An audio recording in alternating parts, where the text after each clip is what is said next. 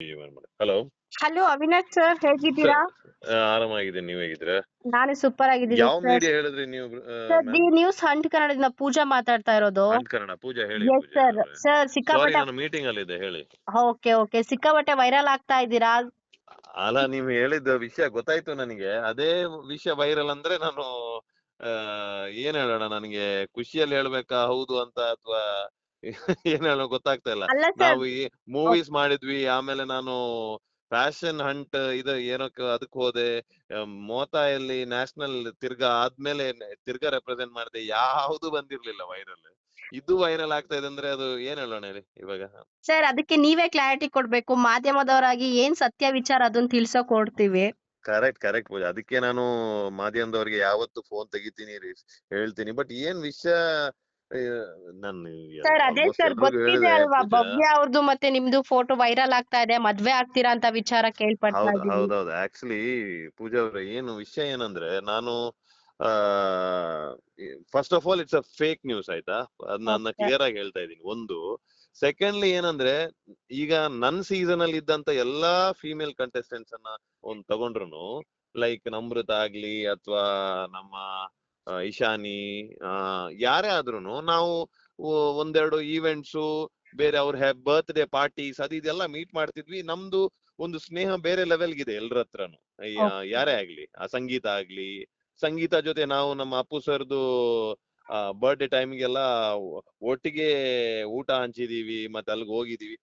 ಎಲ್ಲೂ ಆತರ ಯಾವತ್ತೂ ಬಂದಿರ್ಲಿಲ್ಲ. ಇದು ನಾವು ಜಸ್ಟ್ ಒಂದು ಎಂಡಮಾಲ್ ಅಲ್ಲಿ, ನಮ್ಮ ಬಿಗ್ ಬಾಸ್ ಎಂಡಮಾಲ್ ಹೇಮಂತ್ ಸರ್ ಅವರ ಗೃಹ ಪ್ರವೇಶ ದಿನ ಮಾತ್ರ ನಾನು ಅವ್ರನ್ನ ಭೇಟಿ ಆಗಿದೆ. ಇದನ್ನ ನಾನು ಪದೇ ಪದೇ ಹೇಳ್ತಾ ಇದ್ದೀನಿ. ಈಗ ಪಾಪ ಅವ್ರಿಗೂ ಸ್ವಲ್ಪ ಅದು ಇಶ್ಯೂ ಆಗ್ತಾ ಇದೆ. ಅದಕ್ಕೆ ನನ್ಗೆ ಅವ್ರು ಹೇಳ್ತಾ ಇದ್ರು, ಇಂಟರ್ವ್ಯೂ ನೀವು ಟಿವಿ ಇಂಟರ್ವ್ಯೂ ಎಲ್ಲೂ ಕೊಡ್ಬೇಕು. ನಾನು ಆಕ್ಚುಲಿ ಬೆಂಗಳೂರಲ್ಲಿ ಇಲ್ಲ, ಔಟ್ ಆಫ್ ಸ್ಟೇಷನ್ ಇದೀನಿ.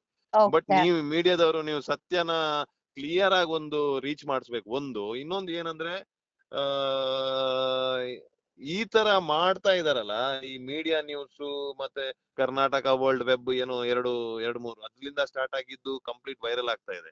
ಓಕೆ ಅವ್ರಿಗೆಲ್ಲ ಸ್ವಲ್ಪ ಖಡಕ್ ಆಗಿ ನೀವು ಸ್ವಲ್ಪ ವಾರ್ನಿಂಗ್ ಮಾಡ್ಬೇಕು. ಯಾಕಂದ್ರೆ ನಿಮ್ಗೂ ನಾವು 100% ಯಾವತ್ತಿದ್ರು ಏನು ಸಪೋರ್ಟ್ ಮಾಡ್ತೀವಿ, ನೀವು ನಿಮ್ ಕಡೆಯಿಂದ ಸಪೋರ್ಟ್ ಬೇಕು ಅಂತ ನಾನು ಹೇಳಕ್ ಇಷ್ಟಪಡ್ತೀನಿ ಪೂಜಾ ಅವ್ರೆ. ಸರ್, ಖಂಡಿತ. ಹಾಗೆ ಬಿಗ್ ಬಾಸ್ ಮನೇಲಿ ಇದ್ದಾಗ ಪೂಜಾ ಹೆಗ್ಡೆ ಜೊತೆ ಇರೋ ಫೋಟೋನು ವೈರಲ್ ಮಾಡಿದ್ರು. ಹೌದು ಹೌದು ಹೌದು ಹೌದು. ಆಕ್ಚುಲಿ ಹೌದು. ಪೂಜಾ ನಿಮ್ಮ ಹೆಸರು ಪೂಜಾ. ಪೂಜಾ ಹೆಗಡೆ ಅವರು, ಐ ಮೀನ್ ಪೂಜಾ ಹೆಗಡೆ ಅಂದ್ರೆ ನನ್ಗೆ ಒಬ್ರು ಒಳ್ಳೆ ಫ್ರೆಂಡ್. ಅವರು ಮುಂಚೆಯಿಂದ ಪರಿಚಯ ಇದ್ದವರು, ನಮ್ಮ ಊರವರೇ, ಮಂಗ್ಳೂರವರೇ. ಅಂಡ್ ಆಲ್ಸೋ ನನ್ನ ನೇಬರ್ ಆಂಟಿ ಇದಾರೆ, ಅವ್ರ ಕಸಿನ್ ಅವರು. ಹಂಗೆ ನಂಗೆ ಓಕೆ ಅವರು ಯಾವಾಗ ತುಂಬಾ ಫೇಮಸ್ ಆಗಿದ್ರು ಅದಕ್ಕಿಂತ ಮುಂಚೆನೆ ನಂಗೆ ಪರಿಚಯ. ಸೊ ಬಟ್ ಅವರ ಫೋಟೋ ಹಿಡ್ಕೊಂಡು ನನ್ನ ಹೆಂಡತಿ ಅಂತಾನೆ ಹಾಕ್ಬಿಟ್ಟಿದ್ರು ಅದ್ನ. ಹೌದು ಸರ್. ಅದು ನಾವ್ ಅಷ್ಟೊಂದು ಆವಾಗ ಬಿಗ್ ಬಾಸ್ ಅಲ್ಲಿ ಇದ್ದೆ, ಎಲ್ಲಾನು ಹೋಗ್ತಾ ಇತ್ತು ಅಂತ, ಅದು ಅಲ್ಲಿಗೆ ಅದು ಅನ- ಅಂದ್ರೆ ಎಸ್ಕಲೇಟ್ ಆಗಿಲ್ಲ, ಅಲ್ಲೇ ಕರೆಕ್ಟ್ ಆಯ್ತು. ಬಟ್ ಇವಾಗ ನೋಡಿದ್ರೆ ಇದು ತುಂಬಾನೇ ಎರಡು ಫ್ಯಾಮಿಲಿನೂ ಇನ್ವಾಲ್ವ್ ಆಗತ್ತಲ್ಲ. Yes and sir. ನಮ್ ಕನ್ನಡದ ಇಂಡಸ್ಟ್ರಿ ಅವರೇ ಆಗಿರೋದ್ರಿಂದ ಅವ್ರಿಗೂ ಕಷ್ಟ ಆಗತ್ತೆ ಇದು. ಯಾರಿಗೆ? ಹೌದು ಹೌದು. ಭವ್ಯ ಅವ್ರಿಗೂ. ನನ್ಗೆ ಗೊತ್ತಿಲ್ಲ ಭವ್ಯ ಅವ್ರ ಪರ್ಸನಲ್ ಲೈಫ್ ಏನಿದೆ, ಅವರು ಕಮಿಟ್ ಆಗಿದಾರಾ, ಅವ್ರದ್ದು ಏನು ಅಂತ ಗೊತ್ತಿಲ್ಲ. That is Har personal life. But ನಾನು ಯಾರ ಜೊತೆನೂ ಕಮಿಟ್, ನನ್ನ ಪರ್ಸನಲ್ ಲೈಫ್ ನಾನು ಎಲ್ಲೂ ರಿವೀಲ್ ಮಾಡಿಲ್ಲ. I only spoken about my work, Pooja ಅವ್ರೆ. ಅಂಡ್ ಆಲ್ಸೋ ಓಕೆ ನನ್ ವರ್ಕ್ ಬಗ್ಗೆ ಹೇಳೋದಾದ್ರೆ, ನಾನೀಗ ಒಂದು ಸೀರೀಸ್ ಮುಗಿಸ್ ಬಂದಿದ್ದೀನಿ, ಹಿಂದಿ ಸೀರೀಸ್ ಮುಗಿಸ್ ಬಂದಿದ್ದೀನಿ. ಈಗ ಸೀರೀಸ್ ಫೆಬ್ರವರಿಲಿ ಬರ್ಬೇಕಷ್ಟೇ, ಹಿಂದಿ ತೆಲುಗು ಲ್ಯಾಂಗ್ವೇಜ್ ಅಲ್ಲಿ. ಅದನ್ನ ನಾನು ಲಾಸ್ಟ್ ಟೈಮ್ ಒಂದು ಇಂಟರ್ವ್ಯೂ ಅಲ್ಲಿ ಹೇಳಿದೆ, ಆಮೇಲೆ ಒಂದೆರಡು ನಮ್ ಫ್ರೆಂಡ್ಸ್ ಮೀಡಿಯಾದವ್ರಿಗೂ ಹೇಳಿದೆ, ಎಲ್ಲೂ ವೈರಲ್ ಆಗಿಲ್ಲ ಅದು. ಆಕ್ಚುಲಿ ಇದೆಲ್ಲ ವೈರಲ್ ಆಗ್ಬೇಕು ತಾನೆ. Yes sir. Yes sir.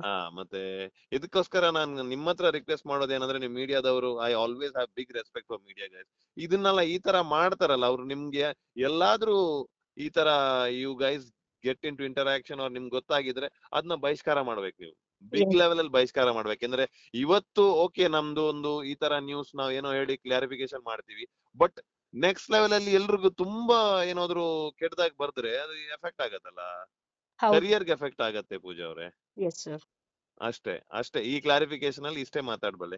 Okay sir, ಈ ವಿಚಾರ ಗೊತ್ತಾದಾಗ, ನಿಮ್ಗೆ ಗೊತ್ತಾದಾಗ, ಹಾಗೆ ಭವ್ಯ ಅವ್ರಿಗೆ ಗೊತ್ತಾದಾಗ, ಇದ್ರ ಬಗ್ಗೆ ನಿಮ್ ಜೊತೆ ಭವ್ಯ ಅವ್ರು ಏನ್ ಡಿಸ್ಕಷನ್ ಮಾಡಿದ್ರು ಸರ್? ಏನ್ ಮಾತುಕತೆ ನಡೀತು? ಇಲ್ಲ, ಆಕ್ಚುಲಿ ನನ್ಗೆ ಇನಿಷಿಯಲಿ ಒಂದ್ 2 ದಿನ ನಾನು ಅಷ್ಟೊಂದು ರಿಯಾಕ್ಟೇ ಮಾಡಿಲ್ಲ.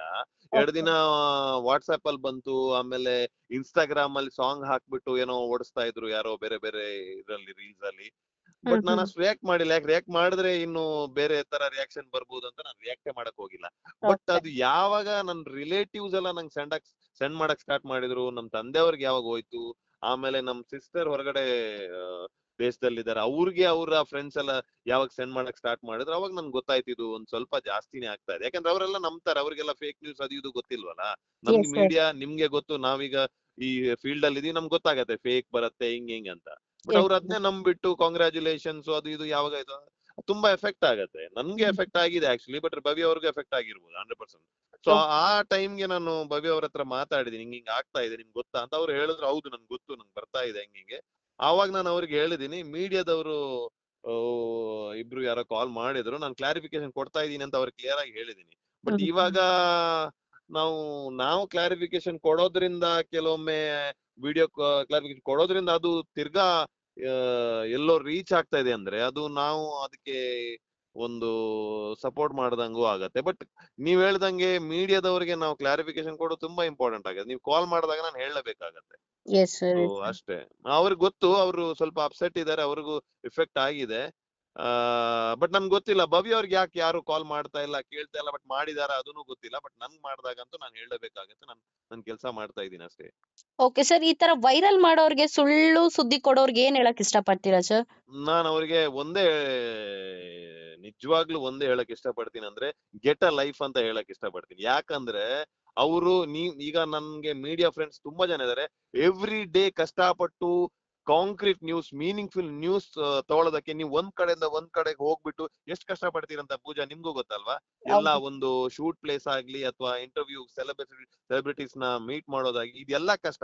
ಇವ್ರಿಗೆಲ್ಲ ಒಂದೇ ಯಾವ್ದೋ ಫೇಕ್, ಈ ಕಡೆ ಒಂದು ಫೋಟೋ, ಈ ಕಡೆ ಒಂದು ಫೋಟೋ. ಈಗ ಇದೆ, ಇದು ಅಲ್ಲ ಮಾತ್ರ, ಇದು ಆಕ್ಚುಯಲ್ ಪಿಕ್ ಹಾಕ್ಬಿಟ್ಟು ಮಾಡೋರಿಗೆ ಐ ಥಿಂಕ್ ಅವರು they should get a life ಅಷ್ಟೇ. ಒಂದದು. ಇನ್ನೊಂದು ಏನಂದ್ರೆ ಖಡಕ್ ಆಗಿ ಇನ್ನೊಂದು ಲಾ ಬರ್ಬೇಕು ನಮ್ಮ ಇಂಡಸ್ಟ್ರಿಗಂತಾನೆ ಅಥವಾ ಓವರ್ ಆಲ್ ಸೆಲೆಬ್ರಿಟೀಸ್ಗಂತಾನೆ ಒಂದು ಲಾ ಬರ್ಬೇಕು ಅಂತ ನನ್ನ ಒಂದು ಆಸೆ.